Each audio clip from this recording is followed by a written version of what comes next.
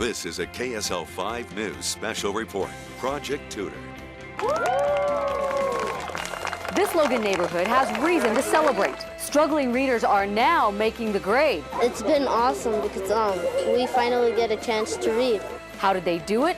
The same way this Ogden student did. She's helped me understand words that I don't know. 5 schools, 100 volunteers. It was amazing to see the enthusiasm that these kids had. One goal, helping kids become better readers. I said yes I can, and I believed in myself. Project Tutor on KSL 5. Hello and welcome to our special report, Project Tutor. I'm Nadine Wimmer. Reading determines success in life, and yet 33,000 of our youngest students don't have the skills they need. And educators agree if they're not reading on target by 3rd grade, they likely never will. We conducted a partnership pilot project and think the results are worth sharing. Last March, tutor training began at 5 Utah elementaries. Tutoring programs are nothing new. What made this different? Sheer numbers. Instead of a few volunteers, schools got as many as a few dozen volunteers. The biggest problem is the lack of volunteers. We modeled after existing programs like this one in Orem that recruits reading tutors from the school neighborhood. If I had a dream, it would be that people would walk 10 minutes around away from their home and find a place to serve. Schools selected students who needed extra help and told us how many tutors they needed. LDS Humanitarian Services worked with local church leaders to find those volunteers. AmeriCorps trained the tutors and did pre- and post-testing. Results show encouraging progress in a short time. Students at Riverdale, thumbs up on your reading! At Riverdale Elementary, 16 of the 21 students are now at grade level in fluency after 7 weeks of early morning tutoring. How many of you feel like your reading got better? Next stop, Ogden's Taylor Elementary, where 2 boys made 2 grades of progress in 8 weeks. You know, I really had fun reading. She's helped me understand words that I don't know. At Logan's Bridger Elementary, 27 of 29 students are now at grade level. Congratulations, good work. And at Salt Lake's Washington Elementary, one of their top performers went from hating reading to thumbs up and 1 grade of progress. At first I did thumbs down because I didn't know how to read that much. Show me. I went like that That was your response? at first, but now I think yes. We should point out our 5th school, Rose Park Elementary in Salt Lake, got started later and is still gathering data. But the principal of that thumbs up attitude adjustment school is here with us, along with other panel members. Becky Pittum with Washington Elementary, Ron Humphreys with the LDS Church, Gloria Skanke with AmeriCorps, and Representative Ken Ivory, legislator from West Jordan. Thanks all for taking part. I'd like to throw the first question with you. Sure. Becky Pittum, if we broke down some of those reading stats, they would look even more sobering based on demographics. Why is it in all of our best interest to make sure that every child can read? Reading actually is a fundamental right if you think about it. Reading opens doors for children and for adults that otherwise would be shut to them for their entire lives. It's important that we recognize that we recognize that these numbers that we look at when we look at these stats, these are children. These are little people who need to know how to read in order to make the best of their lives. And one of the beauties of AmeriCorps, it's in 120 schools right now, is that it helps the kids that maybe just need that little push. Yes, it does. The little push that they just need, that extra structured practice consistently over time to help them catch up with their peers and to be successful and gain confidence. And what have you seen in a lot of these schools where it exists? We've seen this expand out into the community. We've seen the children increase in their test scores, in their confidence in their own abilities. We've seen communities rise up together and come in and help these students learn how to read. So it's been kind of a awakening in some schools. In other schools, it's just supported what good things are already going on. And that's important to point out.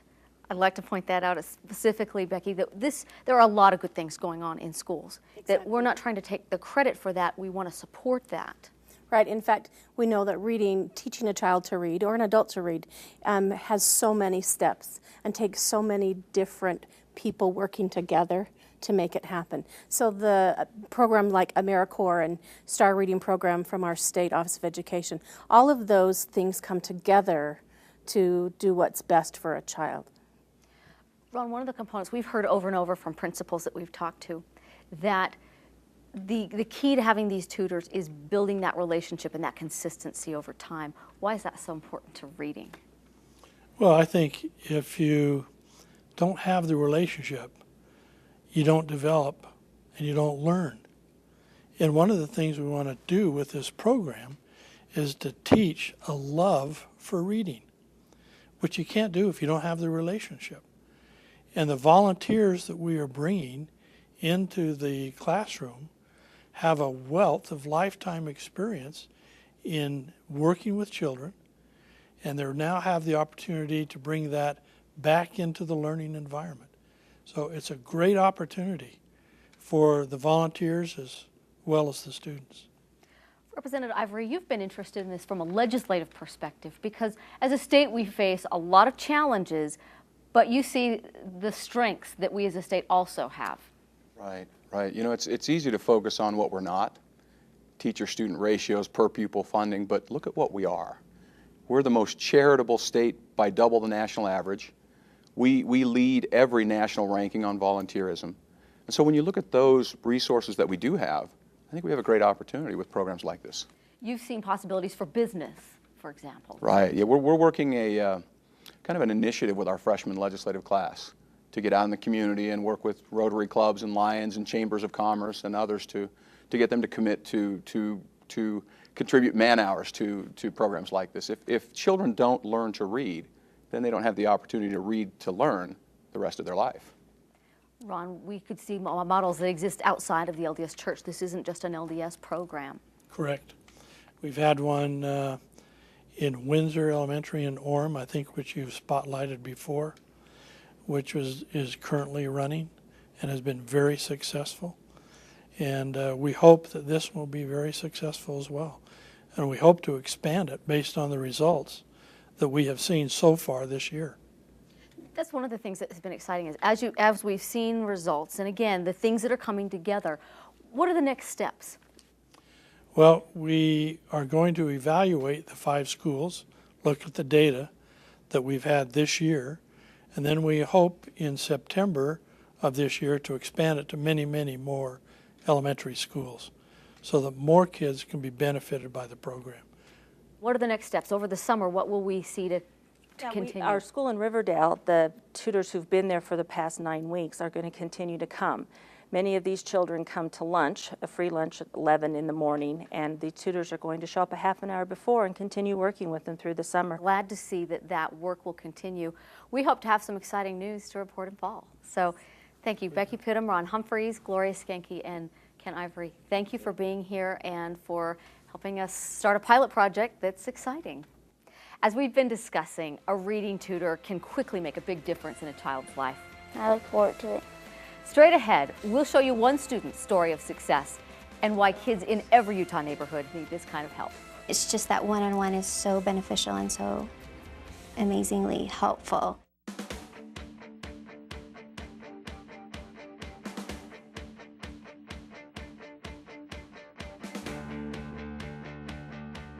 Welcome back to Project Tutor.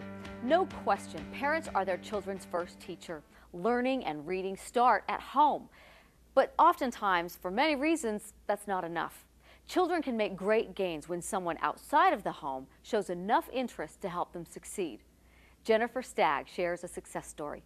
Like most families in any neighborhood, the Mendozas place education as a very high priority.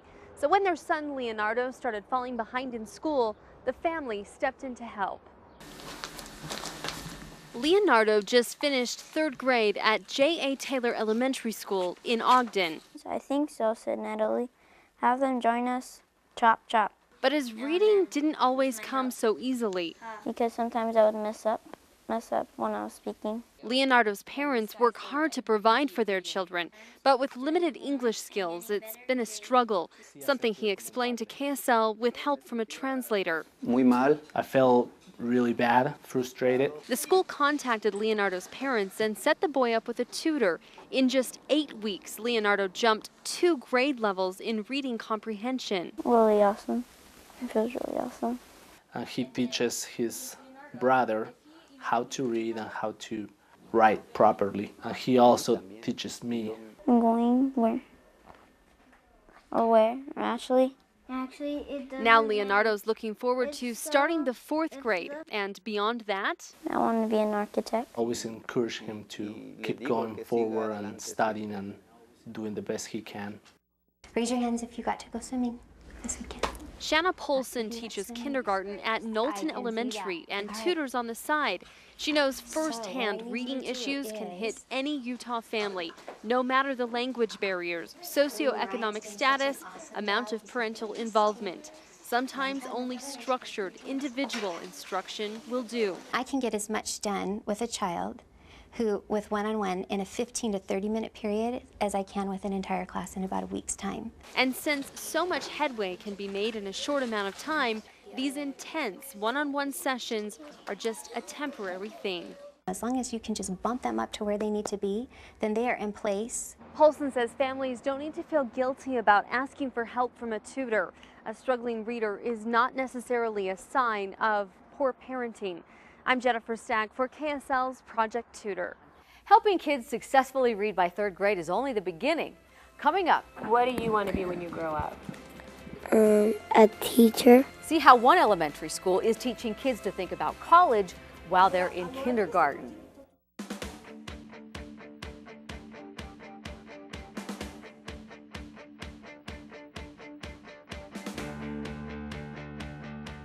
Welcome back to Project Tutor. As we've been showing you, a tutor can make a big impact on a child's education. At Jackson Elementary in Salt Lake City, educators are encouraging their students to aim for college through a unique mentoring program. Candace Madsen shows us how it works. Jackson Elementary is one of the most diverse schools in the state. 75% of the kids are minority and the poverty level is high. But starting in kindergarten, students are learning they have all kinds of opportunity. When I grow up, I want to be a singer, a teacher, a doctor, a chef, a veterinarian. And many could become the first generation in their families to graduate from college, even high school. To help push students toward that goal, they are given mentors each year from the University of Utah. It's an opportunity for students to make a connection with somebody who, again, looks like them, has had the same lived experience as them, and they're able to understand that if they can make it, then I can make it too. Kids also get the chance to check out the campus twice a year. This kindergarten class visited a chemistry lab. The balloon explode. How many of you guys want to go to that big school? Wow. Principal Sandra Buendia believes many minority kids fall behind because the community doesn't expect as much from them as they do from white students. If you set the bar low, then of course the kids aren't going to and you have low expectations for the kids, they're only going to meet the bar at the level that you set it. Principal Buendia won't stand for the gap at her school. It's our failure and society's failure when students are pushed out of school. If we invest in it, it's going to happen. It's just a matter of our belief system. The mentoring program began 6 years ago, and its impact is apparent on test scores. For the last 3 years, Jackson has made the adequate yearly progress report, and that's tough to do with the diverse student population. In Salt Lake City, I'm Candace Madsen for KSL's Project Tutor. Other schools have tried different approaches to tutoring programs, like this school in Cedar City.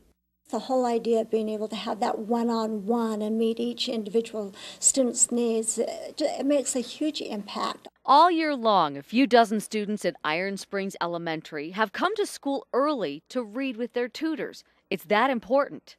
The school pairs them with elementary education majors from Southern Utah University. College students develop future job skills, and kids like it so much, they've even offered to miss recess if it means getting a coveted slot in the tutoring program. Recess doesn't really matter to me. Reading matters to me more. Schools in several parts of the state have found success in tutoring with some of the kids who need it the most in a program called Latinos in Action. When I was a little kid, I always wanted to look up to someone, help me read, and help me with school and my problems, and now I see that little kids just want help. A few days a week, these high schoolers in Park City walk to the nearby elementary to read one-on-one with students. For the older kids, it's an opportunity to develop leadership. Younger kids improve reading and gain mentors. I want the kids here to see their peers, the kids who live with them in their apartment complexes, their cousins, their brothers and sisters, as role models. Our kids, all of them, are our greatest resource. The better education they receive, the more we'll all benefit. We asked you and community leaders about the role we should all play in bridging the achievement gap. Richard Pyatt has the response. When we put the question out on Facebook, we did get a lot of responses, but also saw a lot of blame being tossed around. Regardless of who's at fault, though, we all could be part of the solution. And according to business leaders, the key to Utah's continued success is raising the education standards for all kids, especially in the minority population. It's going to be very difficult for us to compete not only on a national level, but really on a global level, which is where Utah's competing today. In Utah, whites and minorities are both falling behind the rest of the country in entering and graduating from college. For Hispanics, there's an even greater gap. A Pew Research study shows Hispanics still need at least a generation to reach the same education levels as other American races. It is not an issue that we can simply look at and say it's the responsibility of mom or dad or mom and dad. Utah is changing. And as a result, that change is requiring that we look at this more from a societal perspective. But not everyone shares that village mentality. On Facebook, Tanya Lofgren told us, quote, "We can certainly enlist schools to help with that, but if there's a gap, the fault lies on the parents, not the school or community." Other parents pleaded for help. Aaron Firkins wrote, "Everyone is so easy to jump to conclusions that parents don't do enough. I do work with my children, but can't go to spend a day in their class having to work full-time." To close the achievement gap, many educators believe we have to pay attention to a lot of different factors. There are gaps in opportunities and gaps in expectations. There are gaps in terms of experiences that kids have before they come to school and while they're at school. Many community leaders believe by richly educating and encouraging minority students while they're young, Utah will have a better business force and more adept workers in the future. Investing in our children today benefits all of us tomorrow. Language barriers, of course, offer challenges to a lot of administrators in schools, but they're also finding ways to turn that challenge into opportunity. Bilingual classes are offered now in many schools, and of course, they could use reading tutors. In Salt Lake City, I'm Richard Pyatt for KSL's Project Tutor. Now, the call to action. How can you help and get involved? We'll show you when Project Tutor continues.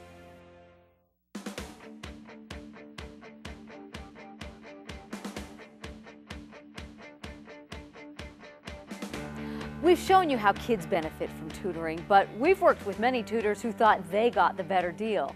I'll probably get emotional because I have enjoyed coming and having that to look forward to. Being new in the Valley, it's been a real good experience to meet with the other tutors and make new friends. It's been a wonderful experience. I think everybody, every grandparent, anybody that has any time should go and help in the schools. Now that we've shown you how much progress kids can make in just a few months, we hope it inspires you to get involved in your neighborhood school. We've got information on volunteering and tutoring on KSL.com and on our KSL Facebook page. I'm Nadine Wimmer. Thanks for watching Project Tutor, and don't forget to read today.